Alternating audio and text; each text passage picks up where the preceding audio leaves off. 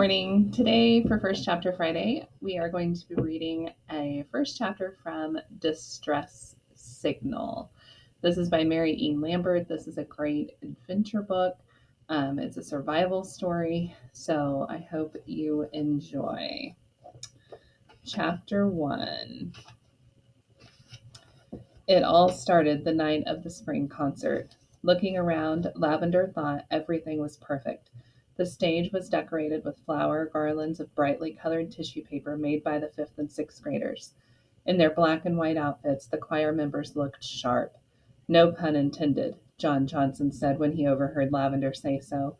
Lavender cracked up, but her best friend Marisol didn't even smile. The bake sale was a huge success. John was running the booth at the back of the auditorium with Amy Wright, and they were sold out of everything but oatmeal raisin cookies. Mrs. Henderson, the sixth grade teacher, told Lavender that they'd raised $279 so far. That, plus the money from their previous fundraisers, would be enough to buy a really nice new telescope for the science campout. As Lavender took her place on the risers, she couldn't stop smiling. She was in select choir with Marisol, and Lavender couldn't be prouder that her best friend was the soloist. Everyone agreed Marisol wasn't just the best singer in sixth grade, she was the best singer in the entire school, probably in the whole state of Arizona. Mrs. Jacobson raised her baton, and everyone stood a little straighter.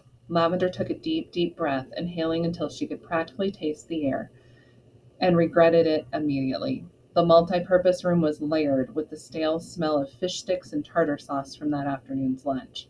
The lingering odor of sweat and volleyballs from that day's PE classes, mixing with the strong scent of fresh coffee, which the PTO was providing for concert attendees. It was a terrible combination. Worst of all, some sixth graders hadn't started wearing deodorant yet, and they really needed it. Lavender forced herself not to gag. To her surprise, the music teacher was less successful. When Mrs. Jacobson inhaled with the singers, the color drained from her cheeks. As the first notes of the song played, Lavender saw the conductor's baton slip from Mrs. Jacobson's fingers. The teacher clamped both her hands over her mouth and dashed for the nearest exit. Behind her, Lavender heard Rochelle whisper, "I told you she's having a baby. She's friends with my mom. We've known about it for weeks."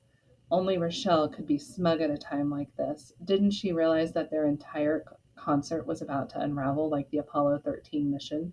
Marisol's solo was supposed to be the highlight of the evening, but unless someone took action, the only thing anyone would remember was that Mrs. Jacobson's barfed into a trash can.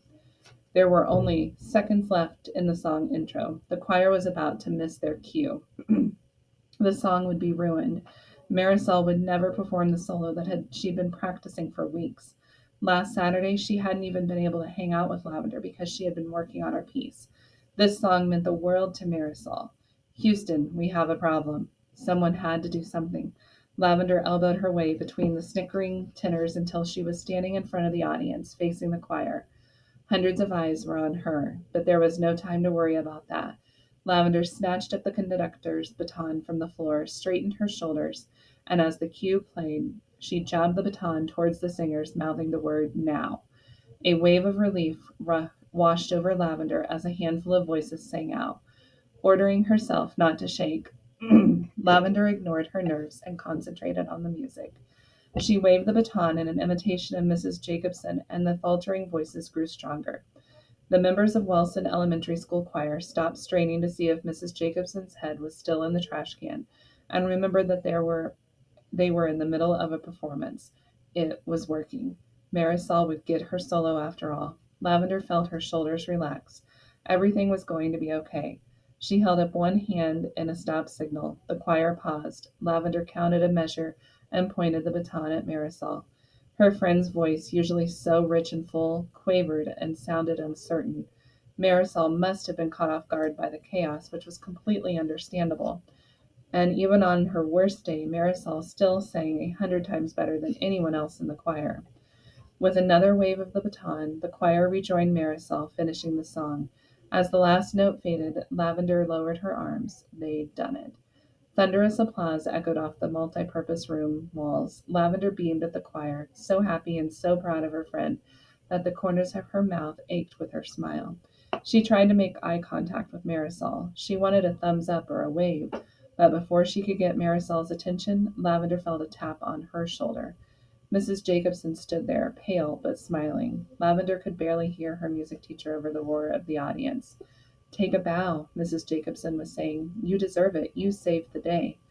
Lavender turned and bowed to the cheers and whistles of the audience, most of whom had leapt to their feet and were clapping for her.